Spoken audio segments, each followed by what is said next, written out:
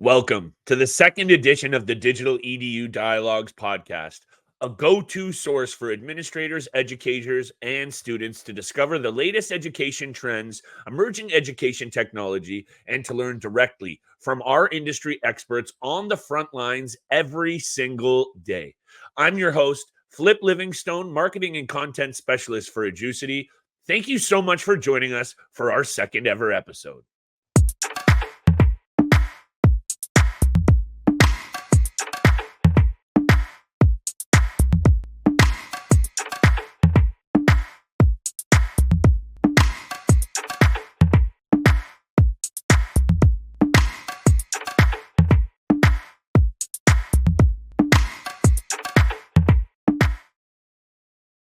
Welcome back, everybody, to your go-to source for education news, the Digital EDU Dialogues podcast. And in today's second running of the show, it's an extra special one as we're diving into one of the most important topics when it comes to the world of higher education, and that's employability. Even better, I have two special guests from the front lines of media and communications and employability, Steve Hassinger, Director of the Center of Career Services and Development at Central Penn College, and Paul Miller, Assistant Professor of Media Studies and Program Coordinator, Corporate Communication of Central Penn College as well. Given the rapidly evolving teaching landscape and the pressure for students to succeed in their first shot at their career paths, I am super excited to get insight from both Paul and Steve, two people who are dealing with the education and employment side of employability every single day. This is going to be a discussion on how we help students succeed in today's job market. We're taking a look at some cutting edge tools that educators are using to better prepare students for their careers. And we're also going to chat about the overall evolving landscape of employability and what it takes to really succeed in today's job market. It's going to be a very interesting conversation that I'm very excited to have. And joining us now on the second edition of the Digital EDU Dialogues podcast, two very special guests, Paul Miller, Assistant Professor of Media Studies and Program Coordinator of Corporate Communications at Central Penn College, and Steve Hassinger, Director of the Center for Career Services and Development at Central Penn College as well. Two guests I'm very excited to have on today. Gentlemen, thank you for taking the time and thank you for joining us. Thank you for having us, Flip. Always our pleasure. Always great to get to talk the wonderful things of higher education. You know what? At this day and age, there is a lot going on in this landscape. And I think what's most important here, this show is about educators, administrators, but I think today we might be focusing a little bit on what is going on in this landscape to help students. And before we get into that side of things, you guys maybe want to just quickly introduce yourselves. I hit you with the titles already, but maybe just introduce yourselves quickly and what you guys do on a daily basis. Sure. So I work in career services. I'm all about career development. Students on campus call me the jobs guy because I don't get jobs for them, but I try to give them all the skills that they're going to need to be able to be successful in landing the job that they want and getting forward in their careers. I have 21 years of experience working here at Central Penn in career services, 10 years of experience in vocational rehabilitation. So, I've been doing this for a long time, since 1990, really. I don't quite have the extent of a resume that Steve does in terms of years, but I just celebrated 10 years teaching in higher education. In addition to all the things I do, yes, I am a professor, I'm an advisor, I work with our student news organization. Really what I think makes me different is the way that I work with my students and mentor them. We have a smaller department on campus. Of course, we teach some general education classes too, but I really look at myself as a mentor to my students and try to work with them to develop the skills they're going to need to be competitive for these jobs. That's really amazing. I think it's actually come a long way in terms of how professors and teachers, staff have now gone the extra way to really support students. 2023, the job landscape, job market, careers. This is a complex thing that maybe didn't have the same complexities it had even 20 or 25 years ago. And I think the question I want to start with for Paul is different avenues for teaching. What are some alternatives to, traditional papers that can help students develop communication skills, critical thinking, and maybe how does that better prepare them for the job market in 2023 and even beyond? One of the things that always benefited me in my career is volunteerism, and I'm very active in my community. I always have been, and that's something I try to instill in my students. And I do have different assignments where I ask them to go volunteer in the community. Some Cool. people are already volunteering in the community, so for them it's easy to do. But really, what I'm trying to get into my students to understand is it's not just about the classroom. Yes, that's important, but what else are you bringing to the table? And honestly, if it's a tiebreaker, as I call it, if a business has 50 applicants that are all reasonably qualified, how are they going to determine who's going to rise to the top of that list? For me, and being in some of those situations, it's about what else is there. What are they doing in the community? How are they giving back? And how does that affect who they are as a person and what they're bringing into a company? Yeah, that human aspect of it. You're more than just an employee. You're also a person impacting your community on a few different levels. I really love that answer, Paul. And for Steve, in terms of what ways colleges can ensure students are job ready upon graduation, it sounds like that's something that maybe at the forefront of what you do every day. Can you touch on that and what ways, maybe you guys are doing that to help students be job ready once they, depart from Central Penn? Absolutely. So, one of the things we do in career services is what I call the nuts and bolts of job searching. So, the resumes, the cover letters, the interview skills. We do mock interviews with our students to prepare them for the real thing. Amazing. Sometimes students come back from the real interview and they say, wow, that was easy compared to what you put me through. So, we try to really give them those skills. It's really interesting too, because now we see things like artificial intelligence coming into play. Right. Right. So, we have a tool through Skills First to help them preparing resumes and cover letters where they can upload a job that they want to apply for, the job ad, and upload their resume, and it will be scanned as if it was an applicant tracking system, scanning that resume, looking for keywords, coming back and evaluating the resume against the particular job that they want to apply for. So while a lot of the things about job searching remain the same, we Mhm. see these nuances that we have to make sure we're equipping students for to make sure that they're going to be competitive. That's actually a really intriguing point. And, after we're going to go to break here in a second, and I'm going to talk to you guys a little bit about the tech side, but you brought up AI, and I feel we can't have a conversation about almost anything right now without AI, but especially in education. So maybe I'll just open this one up to both of you as just a quick follow up. Are there any, what are your concerns or maybe a flag? I know everywhere we're seeing the downfalls, the pitfalls, the dangers of AI, maybe bias in the algorithm and whatnot. For you guys, is there a concern that you guys have for your students anyway on over reliance on AI, or maybe some of the things you're being wary of when it comes to using this tool? I think it has a lot to do with ethics, and I think that as we Right. move forward, one of the key things that we need to teach our students is how to use these tools ethically. Just like Google, I mean, Mhm. this is much different than Google because AI can speak and interact with you, but it's the same as Google. If somebody goes to Google, type something in, copy and paste it, that's plagiarism. And so we have that sort of sewn into the ethics of what it means to be a student.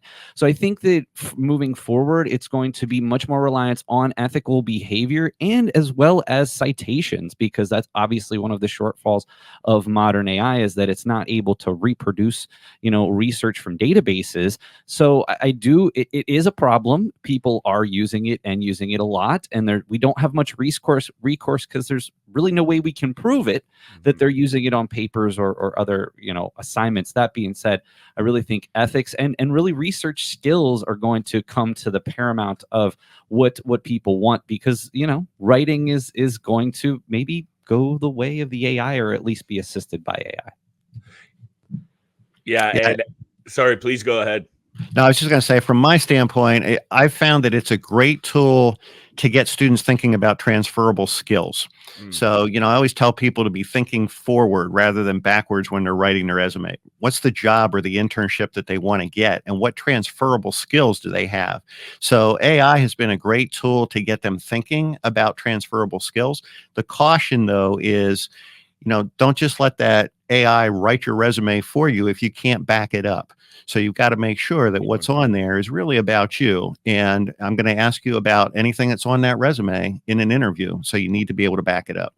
No, that's great. And honestly, Paul, I hope you might be a little bit wrong in terms of the writing thing, because then I might be out of a job and I might be turning to podcasting full time. But hey, that might not be a bad thing either. Flip, I'm also a writer, so I Okay. mean, there's so much nuance here. I think that in Yes. a year or so, I think academia will have a better handle on how we're going to deal with this. Good But point. right now, frankly, I don't think anyone really has any clue how this is going to be handled.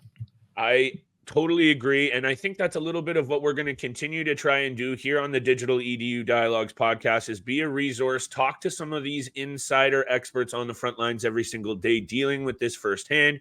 I'm going to continue to break this down with Steve and Paul right after the break, and a quick message from our friends at Professor Services. Today's episode is brought to you by Professor Services. Looking for a job in teaching? Need to expand your network? Want to boost your income? Whatever it is, the expert team at Professor Services has you covered. From helping higher ed faculty find new jobs, to essential tools such as cover letters and CVs, to applying to jobs for you, Professor Services equips you to nail your job search. Don't stress over the job hunt. Maximize your potential and crush your next opportunity with support from our team of experienced administrators, mentors, and educators. Discover how the team at Professor Services can help. Visit professorservices.com today to get started and kickstart your career in higher education.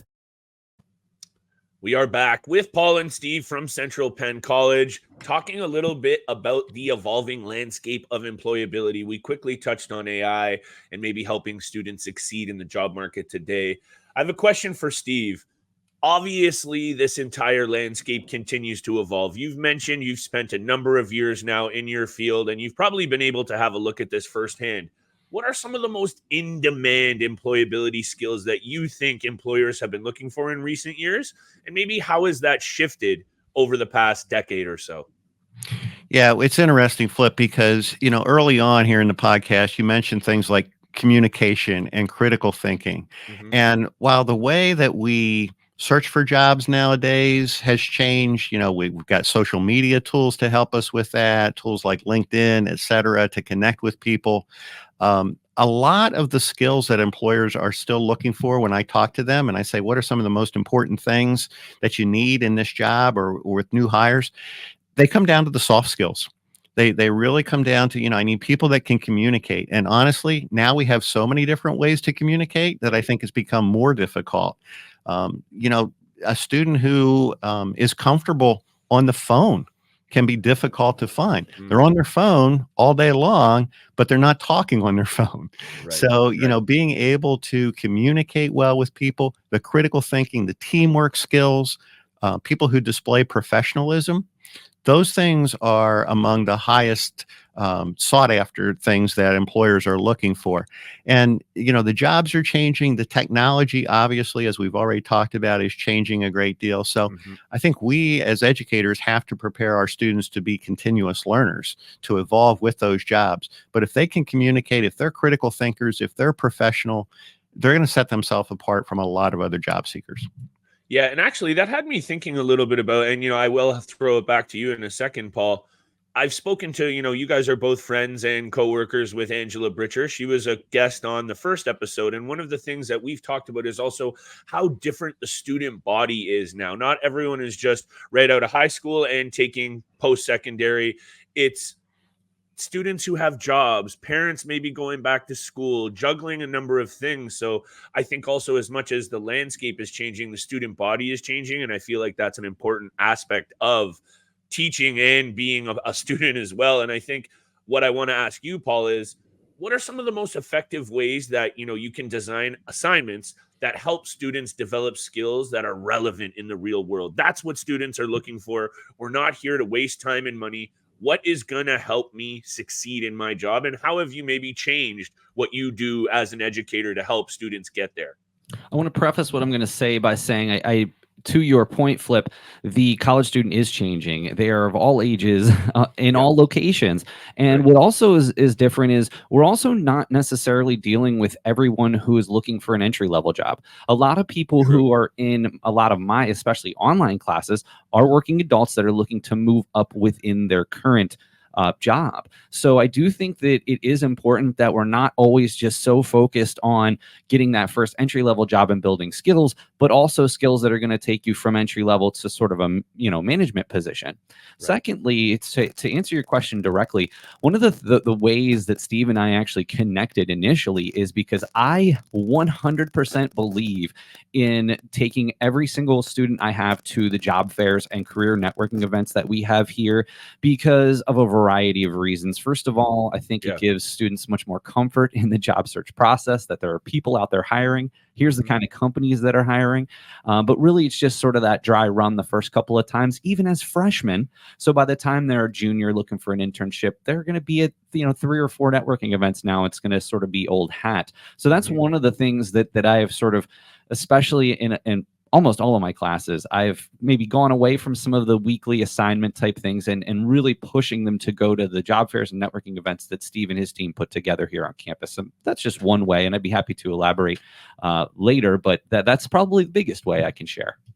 No, I really appreciate that. As someone who went back to school after I finished my undergrad myself, I actually found what I wanted to do through one of those networking and job fairs. And I think, we're talking about technology, and maybe perhaps the pitfalls of technology is maybe people get a little bit too comfortable doing everything from behind a screen and not actually going out there, learning what it's like to shake hands, talk to people, and get ready for what you're going to be doing.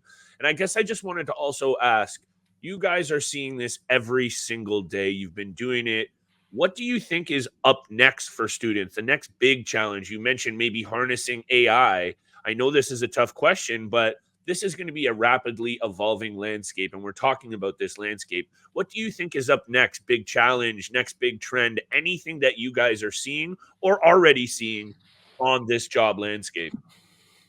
Well, one of the things that I'm seeing from a job and career standpoint is, we have this huge gig economy now that we call it, where, people aren't necessarily going to work for the big company anymore. They might be doing 2 or 3 different things on their own.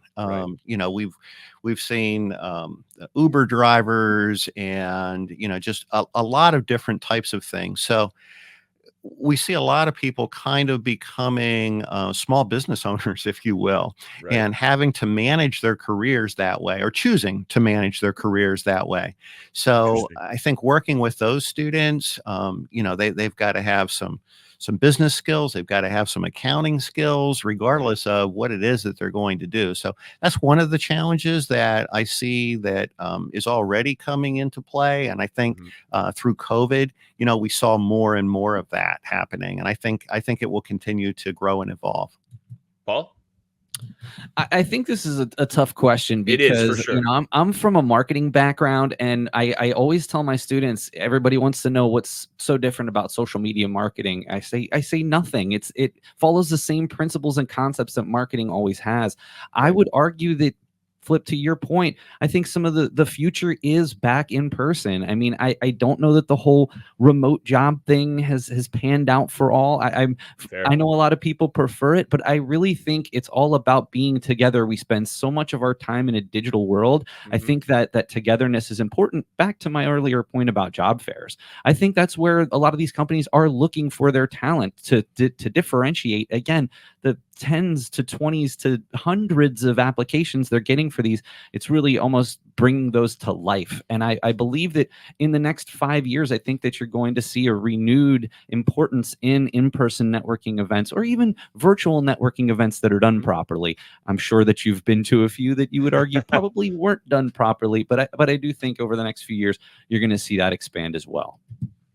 I absolutely love that answer. I hope it actually comes to fruition. As someone who is a little bit old school from the journalism side of things, I like pen and paper. I like talking on the phone to people, and I like speaking face to face. I also like speaking with you two gentlemen. Right after the break, I'm going to ask both Steve and Paul final couple of questions here on tools for educational and career success. I jumped around a little bit on the segments today, fellas. I apologize for that. But we have one more message from our friends at the BAB Group, and we'll be back for segment number 3. This episode of Digital EDU Dialogues is brought to you by the BAB Group.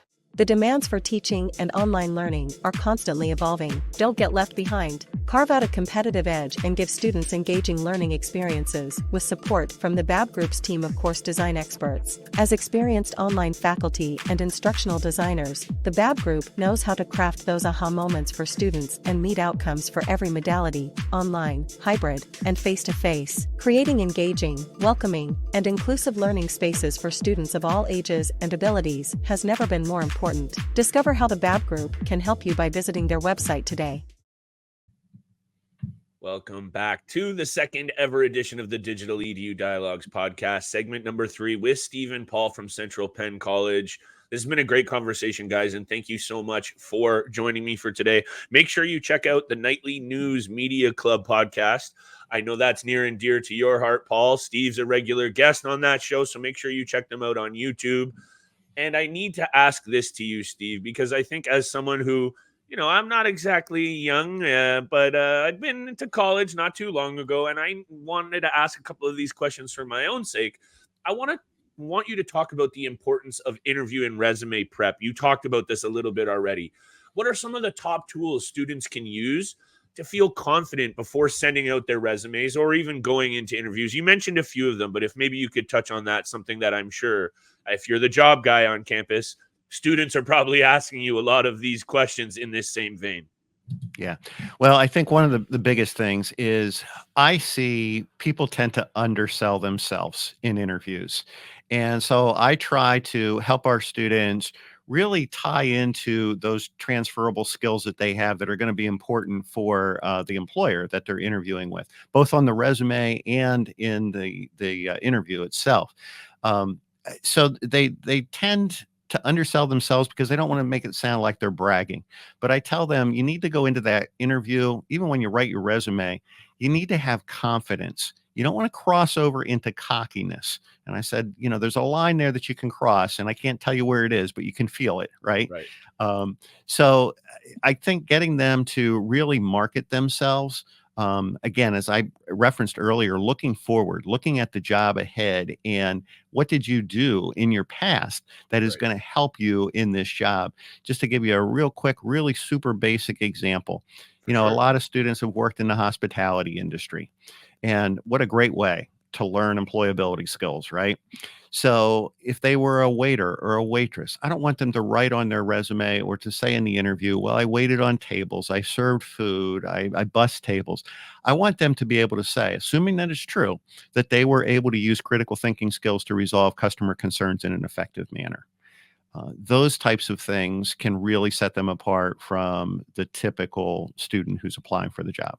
That's really great advice. I don't know where you guys were when I was coming out of college and university, but I definitely could have used a couple of sessions in your office. That is for sure. That's really great advice, Steve. Paul, I have a bit of a question. We've touched on tech because not only is that what we do on this podcast, I think that is just the world that we live in. This is the hot topic. It's out there, but one of the things that I keep reading about is incorporating technology into teaching. How are professors, adjunct professors using what's out there to maybe switch up that traditional method of teaching to engage with students? So I just wanted to ask maybe how, I know you've liked the old school approach as well, which I think maybe you're using a bit of both. Please explain on that too. But how are you using technology in your assignments to maybe make them more interactive and engaging? And do you feel that might be helping students be more job ready? First and foremost, one thing that I almost always preface any conversation is, even though we kind of look at the younger generation as tech wizards, I would argue that they struggle a lot with tech, and actually a lot of some of the interactions I have with students is trying to navigate the technology I'm asking them to use, which can be frustrating, but also for the students is frustrating. It's like maybe they're trying to learn this new technology themselves, but somebody at a job thinks, oh, well, you're the young person, you already understand this. So it's difficult for students to navigate this expectation that they're supposed to know everything about every piece of technology. That being said, I do appreciate in my online classes trying just some sort of old school things like using Kahoot. You can make it so people can go on and engage even in an a circumstance where they're alone and they're not with their classmates, but they can still engage with their classmates. Also in communication, I think that one of the biggest things that people can learn is, the Adobe suite, that's going to help For with sure. employability too. So I do think it's industry specific. What types of Good things are the employers looking for? Good point. But certainly in the online space, you have to try to engage them through different means than just, I'm going to deliver a lecture and record it and put it up there. I mean, you got to try to think of more interactive ways to do that. I've tried some different things. Some things work, some things don't. But the bottom line is, Flip, as educators, we're never going to know if it works until we try. And if we try and it doesn't work, well, then we'll try something else. And that's what's great about education is you're always refining your style.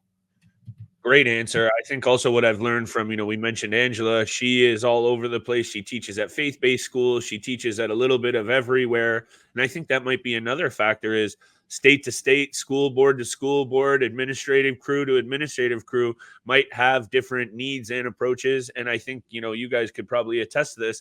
It's about trying to help your students succeed, and whatever it is that they need, you might have to adapt. Is that something that probably hits home for both of you? I mean, I would totally agree with that. And I think if you're honest with the students and let them know that it's a work in progress, and I really, really ask my students to give as much information as they can on their student observation surveys. I know in higher education, they are rife with bias and a lot of people don't like them. I argue that, yes, while all those things are true, I do get some good feedback and I have been able to implement that. And I believe that's how I've become a better instructor over the past decade. Yeah, and I would say in career services, one of the things that we really emphasize is that we provide individualized assistance to our students and our alumni. Mhm. And the reason is, as you alluded to, Flip, not everybody has the same needs. If you got that student who's transitioning, they're getting into a totally new career, perhaps. Maybe somebody's been out of the workforce for the past 5 years. They were focusing on rearing children, getting their family going, and now they're getting back into the workforce. Or you have that 19, 20-year-old coming right from high school that's really just looking to start a career. Their needs are going to be very different, so we need to provide individualized attention. And I think on today's episode, you provided some amazing insight into what we need to do to help students succeed in this day and age, something that I think I'm going to need you guys back on here every so often whenever you can make time, because this landscape is going to continue to shift. These approaches are going to need to continue to shift. And what might be most important and interesting to me is how you continue to do what you guys already do that helps students succeed while continuing to adapt to the landscape that shifts. That was Paul Miller and Steve Hassinger of Central Penn College on today's episode of the Digital EDU Dialogues podcast. Gentlemen, thank you so much for taking the time, and thank you for your expert insight and for joining us for today's episode. It's been a pleasure, Flip. Thank you for the invitation to join you. And anytime you would like to have us on, we will be here. I love the audio industry, and I always love to get asked questions as opposed to having to do the asking. Well, if that's the case, then you will be back on, both of you, for sure. Make sure you check out the Digital EDU Dialogues podcast wherever you get your podcasts. We are free and available across Apple, Spotify, and of course, YouTube. Thank you for joining us for today's episode. We'll be back next week. Digital EDU Dialogues, part of the Educity family of companies.